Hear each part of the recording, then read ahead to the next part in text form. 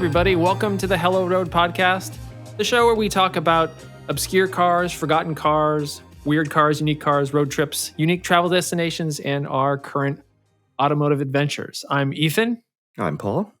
And today we've got a big topic we want to get into. We want to get into epic road trips. Epic road trips. Epic road trips. We had this idea for a while. At least you had this idea for a while. We've both, I think, between the two of us have done a bunch of road trips. I can't even count how many I've done. But yeah, I think that would be a good topic for a podcast with the name Road in it. Yes, I think it would too. Yes. Yeah, there's quite a few road trips. I mean, there's even ones that I was thinking about this topic that I didn't even remember I took. Yeah, exactly. Actually, it's like, oh wait, I've been there. Yeah. Let's see here. So we're going to just dive straight into this thing. It was quite a massive road trip my wife and I took in September of 2012. Okay. It was prior to either of our children being born, and it just was our kind of last big trip that we took together before we were going to have kids.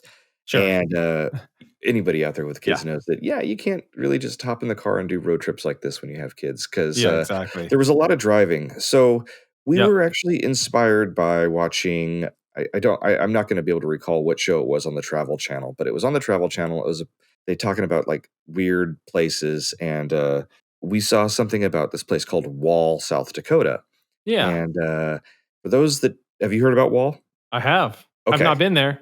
I've seen the bumper stickers. Yes, there's lots of bumper stickers. So for those that don't know what Wall, South Dakota is, it is a convenience store. It's actually a city, but it's mostly there for the city is mostly the convenience store. So from what it started out as, it was just like a drugstore, like a pharmacy. And the owners of it, they had all this land out there and there's really nothing around. So they started adding kind of other little shops to it. It grew into this gigantic tourist attraction. Yeah. So that was our goal. We were going to get to Wall, South Dakota. And the way we got there was pretty fun because it took us through some states that my wife and I had never been to before, and seeing some sites we've never seen. So just to kind of put it into perspective, we left here where we were staying at the time in Glendora, in Southern California, took the 15 north up to Vegas for a lunch stop, which normally that's a road trip in itself, but that was just for lunch. After that was pretty much the furthest we'd been going east in terms of driving. But we really kind of upped the game and made our first stop of the evening up in St. George, Utah, which was a very, very cool little city. Had to get up early the next morning because we were going to be making our way to Salt Lake City, but we were going to stop off at Zion National Park, which nice. we had never seen. So got up really, really early, again in the little Mazda 2, which kind of a funny car to take on a big, long road trip, this little tiny 100 horsepower economy car with a 5-speed manual transmission that had a 10-gallon gas tank, which made things interesting a couple times, but it was still pretty cool. Yeah, we did Zion, which, we spent a couple hours there looking around. We're not really hikers, but we did go to some of the scenic overlooks in the park, and it was really cool. It was awesome to get to see it. You see the Weeping Rock, the Weeping Wall, I think they call it. I did not. Oh, okay. No, that's the thing. When I was looking at retracing my steps for this trip, I was like, man, we made a lot of cool stops, but we didn't spend that much time in them.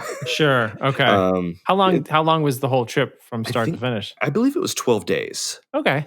So we kind of had to get a move on. So we did Zion, then did the long slog up to Salt Lake City and stopped there for the night, which is an interesting city if you've never been there. I actually was there when I went to buy my Geo. That's right. In good old Salt Lake City. Yeah, I liked it. It's very pretty. It's very clean, but it's for a capital city. It's so small. It's like, wow. Yeah, I mean, coming from Los Angeles, the gigantic metropolis, the never-ending sprawl of strip malls and gas stations in this area that spreads from basically Ventura all the way to San Bernardino. Most other cities just feel minuscule in comparison, essentially. Yes. So Salt Lake City, great fun. Stopped there for the night. And then in the morning, we were on our way up, and our next stop was supposed to be Jackson Hole, Wyoming. Not too long after we had departed from Salt Lake City, my wife had actually gotten a phone call from the hotel we were staying at or something, and there was some mix up with the reservations, and we basically didn't have a place to stay. Okay. So we were going to go one direction, which would have taken us kind of up over like some of the mountainous regions above Salt Lake City, which was going to be really awesome. Mm-hmm. But we ended up making a decision just to go up into the state of Idaho, and Yeah. we were going to find a place somewhere in the close vicinity to get to Jackson Hole, Wyoming in the next morning. This is in 2012, so this is, I think my wife had her Sidekick phone at the time. Okay. So it didn't have like internet and Sure. everything. You're like, flip it open. You can text Yeah, no, somebody. it actually Yeah. had internet, I think. Oh, did But it? Okay. she's very resourceful, but she was actually able to find us a place in this little town that we had both never heard of called Driggs, Idaho. Never heard of it. Yep. It's an interesting place, but it's basically on the other side of Grand Teton National Park. Okay. Really, really cool scenery there because you can see the Grand Tetons and they're just amazing to see in person. Yeah. So we stopped at this little really odd city called Driggs, and there was like nobody around except for like the hotel we stayed at. It was like a Motel 6 or whatever, right? So we check in and we're like, okay, let's go get dinner. And the only place that was open was this like bar and grill.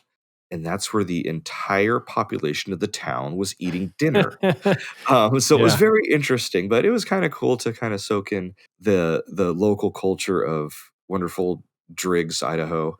Sure. It was very fun. Next morning, we took off from there, and there was this little fun curvy road that had actually just opened for the season because it was snowed in like a couple weeks before. Sure. It takes and drops you into Jackson Hole, Wyoming. So it wasn't that far of a drive. It was probably 45 minutes. Yep. We spent a bit of time walking around there. That's a place on this trip that I want to go back to and explore a lot more. Mm-hmm. It's really, really cool there. It's pretty big, and it's very, very rustic looking, very log cabiny everywhere. I remember their downtown area has like a whole bunch of arches made of antlers. Okay. It's pretty cool. So definitely want to go back up there and check that out. So spent a bit of time in that city, but then our goal for the day was to get to Gardner, Montana, which is actually just on the other side of the border. Took us through Yellowstone National Park. Yellowstone National Park pretty much is a very large portion of western Wyoming. Yep. Yes. And we did it in a day with about an hour and a half stop at the Old Faithful geyser to watch it do its thing. And then you took off.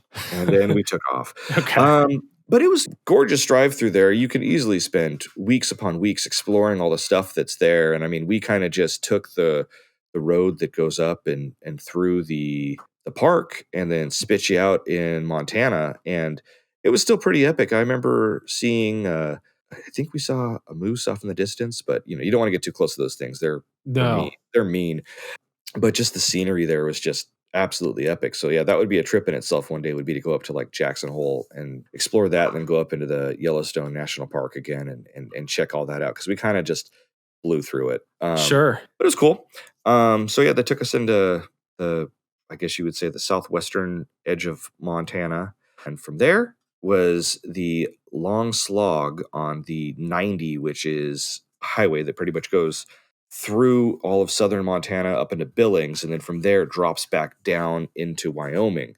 Yep. So we did that, and I remember, I think we saw maybe 5 or 6 cars on this multiple 100-mile trip through southern Montana. It was not that many cars. It was pretty freaky. We did stop at a prairie dog reservation, which was kind of funny. There's probably more prairie dogs there than there were people. There was a ton. Yep. There was so many. That was pretty funny. Maybe a little bit past lunchtime, we stopped at the Battle of Little Bighorn battlefield. Oh, cool.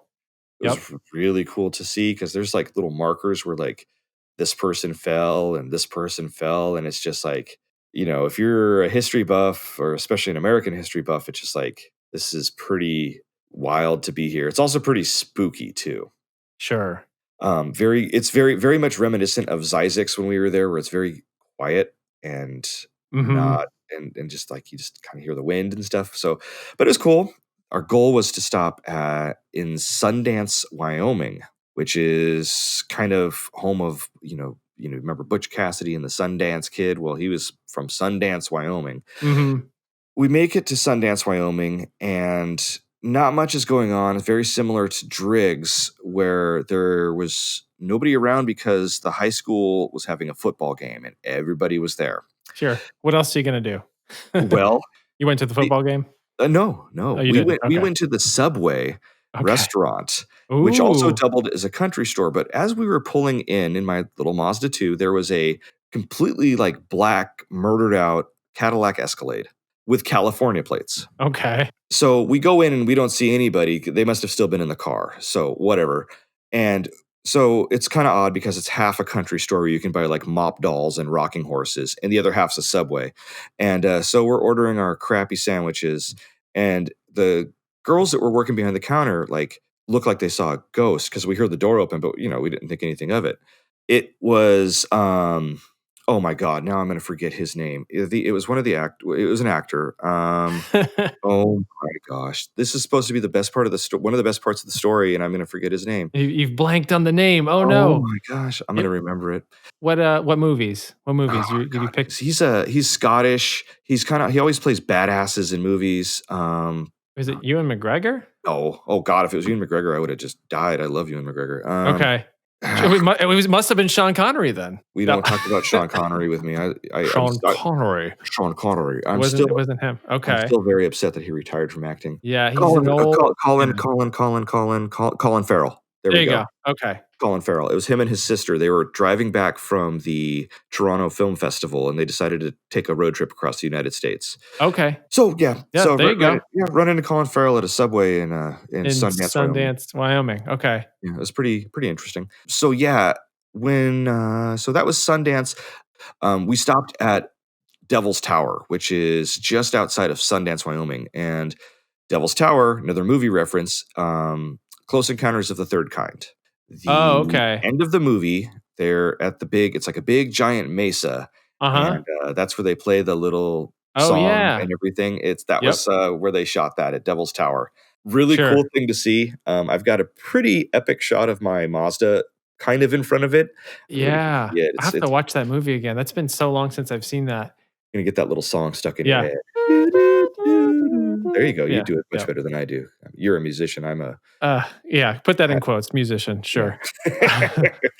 Sundance was cool, but then the next day was the getting to Wall, South Dakota for the big turnaround. So we left Sundance, made our way into South Dakota, through the Black Hills of South Dakota, through Sturgis, where they have the big Harley rally, which wasn't going on when we were there, but we saw the city and we were like, okay, cool. And then made it to Wall, and that was a very interesting place. It was a silly place to like have as an end goal because we knew it was kind of tourist trappy. It actually was a lot of fun. We spent a good amount of time there looking at all the different rooms. They have like a room where you can buy Christmas ornaments year round. They have a room dedicated to taxidermy. Okay. They have a saddle and leatherworks. You name it. There was like a weapons room where they make knives there.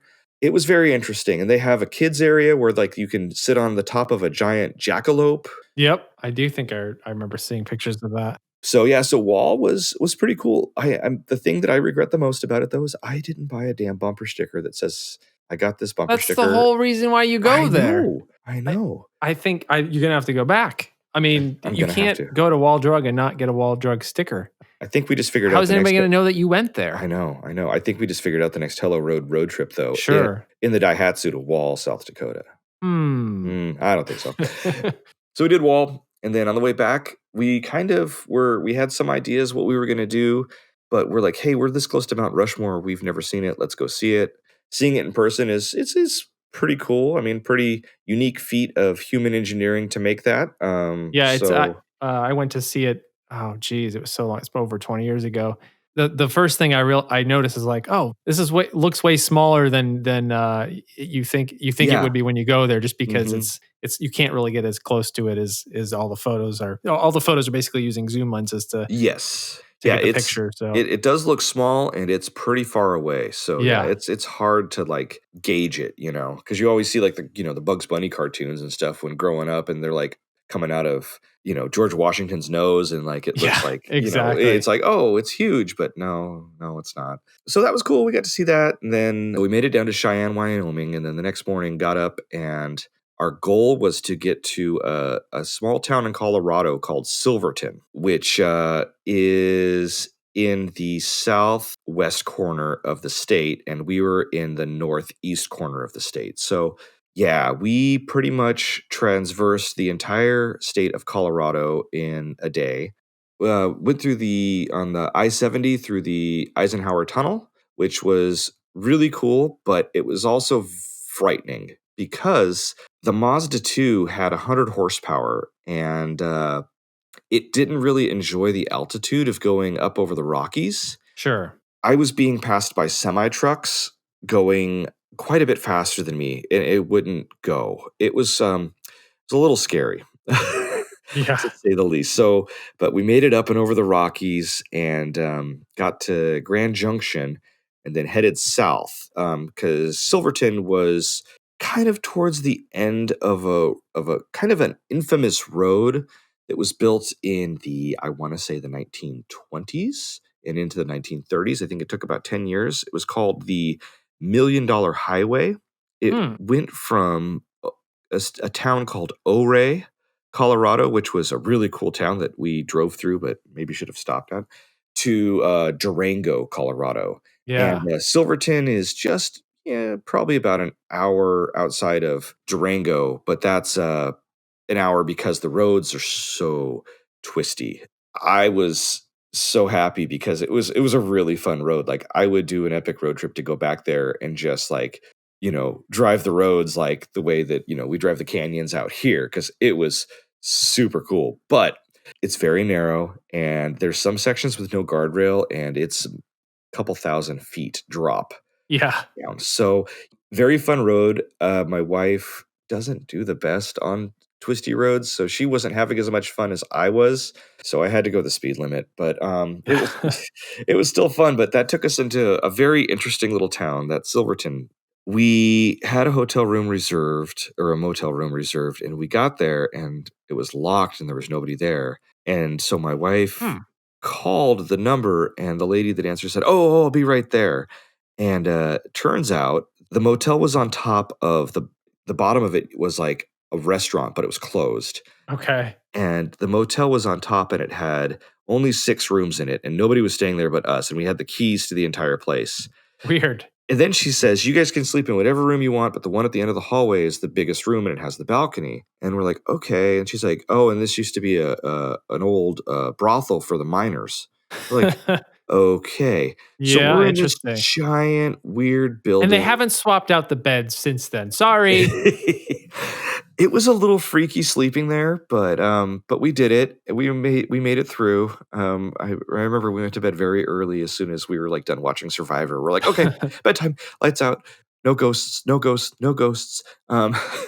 So we made it through the night, and next morning took off and stopped at Mesa Verde, which is where some of the Native American paintings on the rock formations that were there. Sure. Very cool thing to see. Had to hike down a little bit to get to it. It was easy hiking down to see everything, but it was worth it. We got to do that, and then we stopped at Four Corners, which is a very interesting place. It's just as you imagined. There is a big post in the center, and you can stand in 2 different states or whatever you want to do. But it's surrounded by like vendors selling Four Corners Yeah. merchandise, which was kind of interesting. You don't see that in the photos because it's like a big ring that's around it. Okay. So, but it was cool getting to see that, and being, oh, we're in New Mexico, we're in Arizona. It was cool. But from there, made our way to a little city called Kanab in Utah, stayed the night there, got up in the morning, made the trek back to St. George, and then back home. Nice. 12 days. Overall, the experience was absolutely awesome. The Mazda 2 ran perfectly fine the whole time. Best mileage we got was through the middle of nowhere in Montana, where we got, I think it clicked into 40. And this is just with Oh, my calculations with it because there was nothing out there. So we were sure. just going. What else was crazy about it? Yeah, there's a few times it got a little scary with the gas tank because it is so small, but when you're out on the highway with it, it got pretty good gas mileage. So yeah, I didn't really miss a beat. The only other thing that was freaky out there, and if anybody that's listening has been out there or lives out there, the thing that gets me is like when you're going through Wyoming, you want to get to where you go before dark because there's no light out there, and Sure. there's signs everywhere about deer. And Yeah. I counted many times there was like you can kind of see like you can't see the carcass anywhere, but you can see where a deer got hit. And I was like, man, if we hit a deer in this Mazda 2, Yeah, that's not going to be good. no. So No. that was always our goal, was to get to where we were going to go before it was dark, just because I don't want to run into a deer. As soon as we were done with that road trip, I was like, all right, cool. I'm going to modify my car now. And that's when I started modifying my Mazda 2. And then it broke. No, it It actually it didn't. stayed the Okay. way it was until I foolishly got rid of it. But yeah, that was my epic road trip. That was my big one. I mean, I've done other ones, but this was probably the most epic one I've taken. So, Sure. Nice. what about you, Ethan? Have you taken any road trips? Yeah, Okay. I've taken several, probably driven across the United States more times than I can count, dozens of times. Sometimes I've done it by myself a few times. I've done it with my wife a few times. Some of them kind of blend together. I've done it so many times that I can't Hmm. remember exactly which trip I went to this place, which trip I went to another place. I've done it in rental cars. I've done it in cars that I've owned, friends' cars.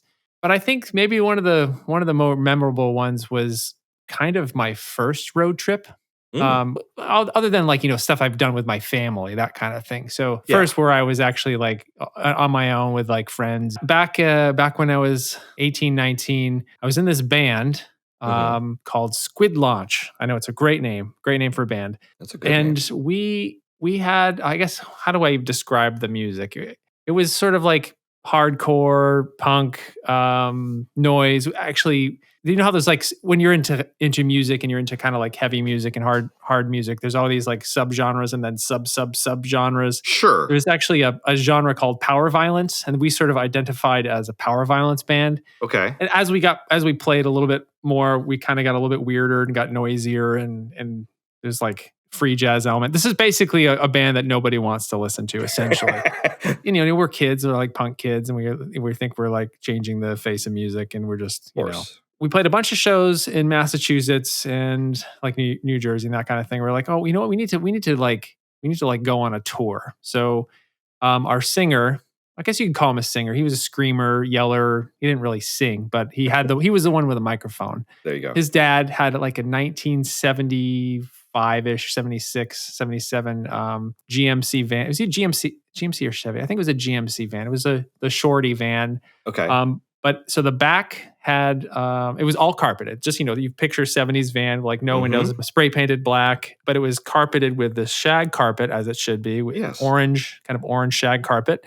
And the back was where we put our gear. It was kind of like blocked off, and again, ceilings carpeted and everything too. So that's where we put our gear. We were managed to cram my drum set, a bass amp, guitars. We had a saxophone in the band. We crammed everything in the back there, and we called that the love box, because you kind of imagine what this van may have been used for in the past. Kind of like, Sure. yeah, I won't even go into that, but it definitely was. It was a van where like his dad like took the ladies out in, essentially. So, Ah.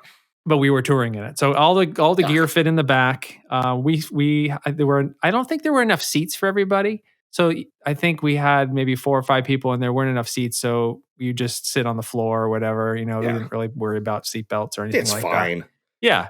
We had, let's see, I think we started in Massachusetts, and then we went down. I'm not gonna remember exactly where we played, but we played a couple shows in New Jersey. We did a couple in like Albany, New York, and out that direction. And then we Oh, made wow. it down to Washington, D.C. I think the furthest that we made it was out to Ohio. Over the course of maybe 2 weeks or something, and through this whole time, we were just imagine 5 stinky, sweaty, annoying punk kids in the van. We're sleeping on floors, we're eating crappy vegan food. There's just like the smell of patchouli and marijuana. It's not great. I didn't really travel much when I was a kid. Like, we did like family trips, but they were kind of in the New England area. I went to like Florida or whatever, but I had never made it west of, it's pretty sad, but I had never really made it west of like Albany, New York. I just kind of, for most of my formative years, stayed in New England and didn't really go anywhere. So it was a pretty big deal for me to like actually take this trip and make it all the way to Ohio. It's like, wow, I've never been, that was like the furthest I had been west, until I was 18 was Ohio. But it was a ton of fun. It was a interesting thing to do. We had no money. This is back before cell phones. We had just gotten access to email, so shows were booked by actually calling people. Mm-hmm. There was this magazine called Book Your Own Fucking Life, and that was the magazine. That was like, or sorry, shouldn't even say magazine. It was a zine. It was black and white newspaper print and all that. I think.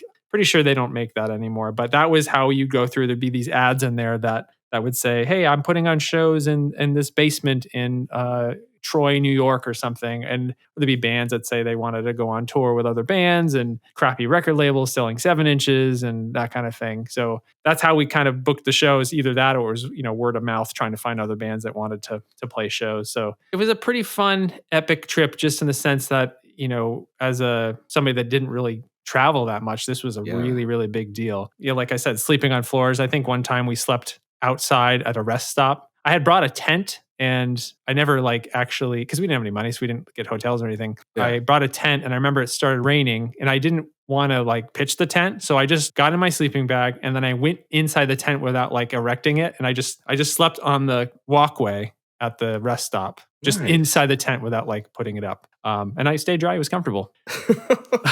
Yeah, that was fun. And then I've done plenty. I'm trying to think of all the other little tours that I've done, or trips that I've done. I've done a lot of trips where I just sort of blast across the U.S. as quickly as possible, and that's not really. I wouldn't really count that as a road trip. That's more of a haul. Mm-hmm. Let's see.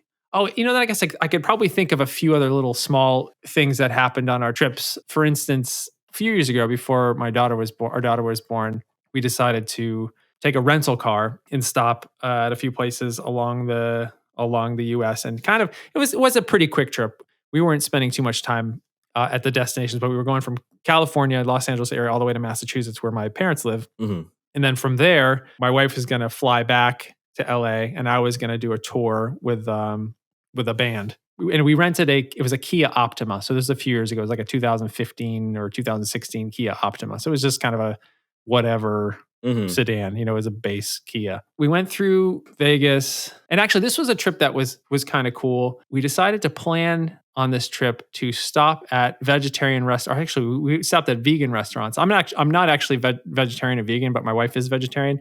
Mm-hmm. And we thought, instead of not planning out our meals and ending up at Subway, or ending up at just some crap truck stop food, let's actually plan it out. Every place we'll stop, we're going to find a really nice vegan restaurant that gets good ratings. And it was so nice to not have to have crappy food on our road trip. Yeah. And a lot of times, we found a really great one in Las Vegas, which was kind of in the old Vegas section. Mm-hmm. We found a really good one in Lincoln, Nebraska, of all places, and it was just 10 minutes off of the freeway. We found one in Rochester, New York, which was in this old house, this old house that was converted into a restaurant. That was really, really good. I wish I could remember some of the names of these places, but so that was one of those things where we didn't have a whole lot of time.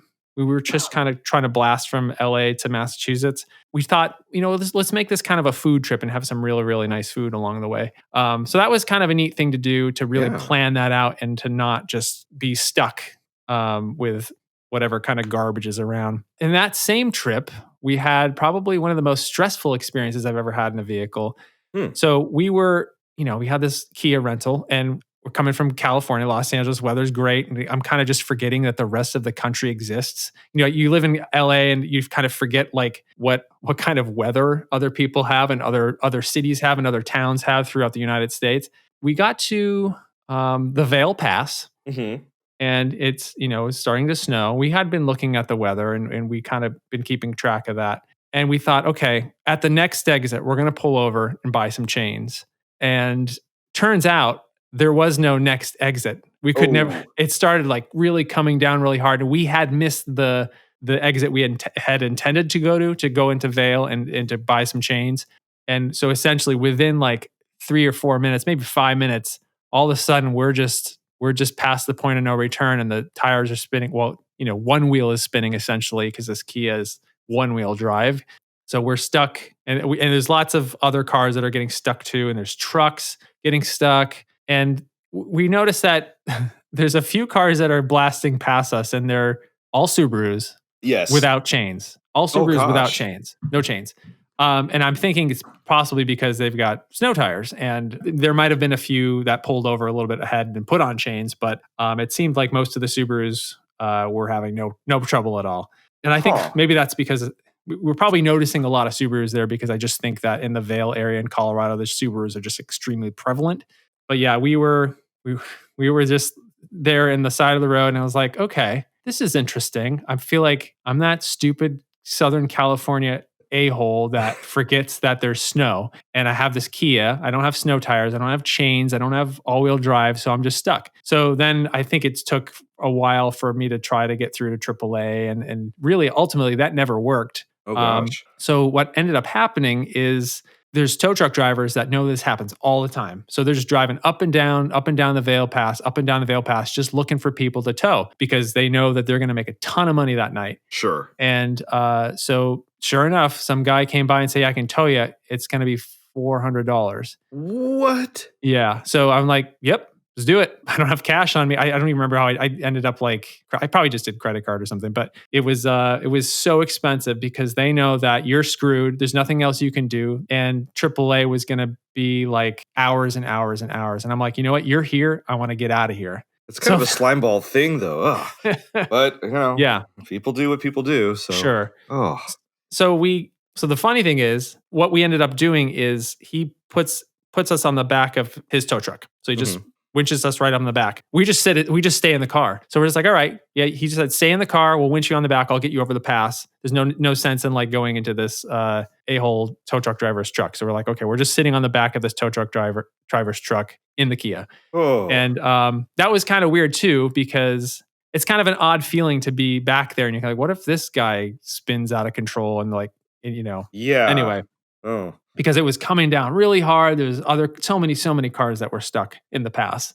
So we thought, okay, we're ready to go. We've been sitting on the back of this tow truck for a little bit. He goes about a half a mile, and he comes across this Pepsi semi truck that is stuck. He pulls over, and we're just sitting there like, what is going on? What is he doing? So for the next half an hour, he hooks up the Pepsi truck to the back of his tow truck. And this is like a F450. This isn't like a huge... Oh my This isn't like a big... This is like a kind of a smaller tow truck. So he hooked it to the back, and then he starts to pull this huge semi up the hill with us on the back of his tow truck in the Kia. So this is like this weird like tow truck train thing. And at that point I was like, I'm very uncomfortable. I'm extremely stressed out. I don't know if I'm going to die. This now we're pulling this several thousand pounds of Pepsi behind us. And so that was interesting. And he finally got the Pepsi truck up to the top, and he got us up to the top, and he said, okay, here we go. We're dropping you off. And I thought, wait a second. I thought he was getting us over the Vail Pass. No, he was just getting us to the top of the Vail Pass. What? So yeah, I had to pay $400 to get just up to the top of the Vail Pass. He's like, yeah, I can't bring you any further. You're fine from here. I'm like, okay, am I? I mean, I grew up in Massachusetts. I grew up in New England. I know how to drive in snow. But still, it was, hadn't been plowed. There's snow everywhere. There's, I don't know if they salt the roads or anything out through the Vail Pass or whatever. But so then it took about, it felt like hours to get down. And there was a huge wreck at the bottom of the pass. We had to go on these back roads. Waze was taking us through all these back roads. Oh my goodness. I got most of my gray hair from that trip.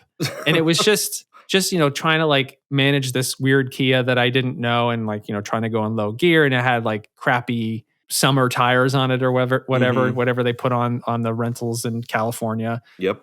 That was an experience that I will I won't ever forget that, and I won't. It'll be for good reason that I'm not gonna be stuck in my California centric mind frame and forget that snow exists.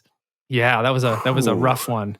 So we ended up making it all the way back to Massachusetts without incident after that.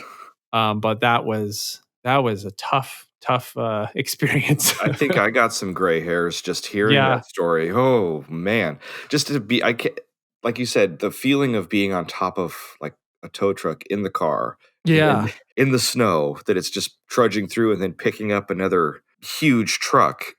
It was so weird. I Oh, I didn't even know it to my wife was just sitting there next to me, and I just like I can't imagine what was going through her head. She's like, "Why did we do this trip? Why didn't we just fly?" You know?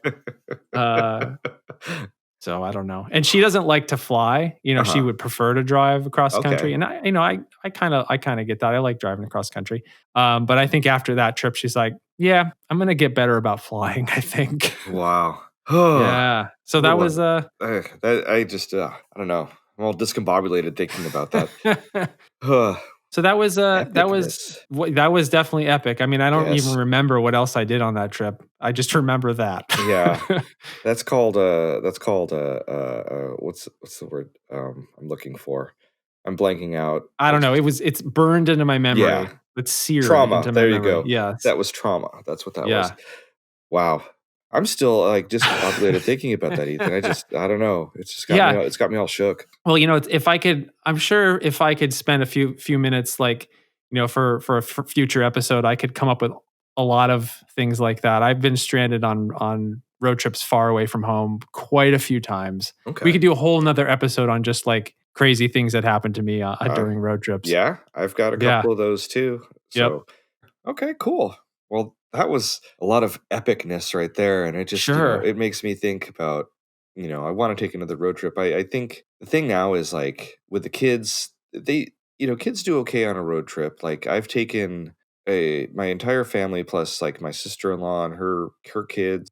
We had to go to one of my wife's cousin's weddings in Fresno. So we rented a big old 15-person van and drove the kids, and grandma and everybody up there in the van.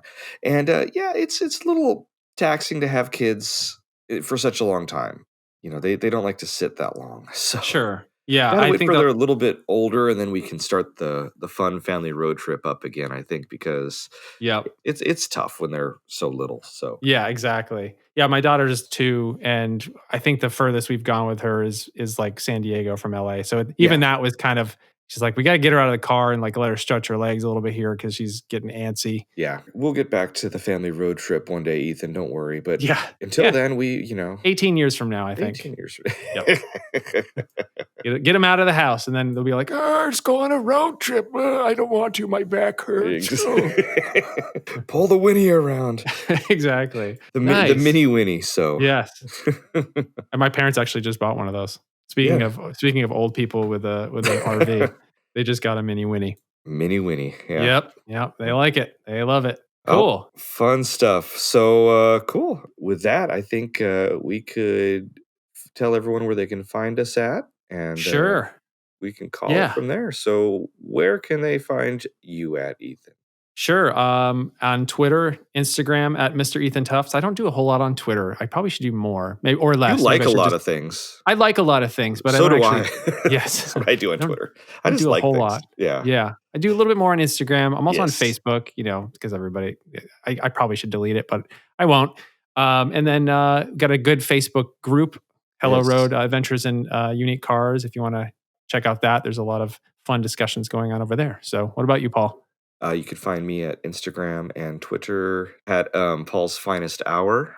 Nice. Yep. Yeah, and actually, I was just thinking that also I should mention that I've got Hello Road stickers.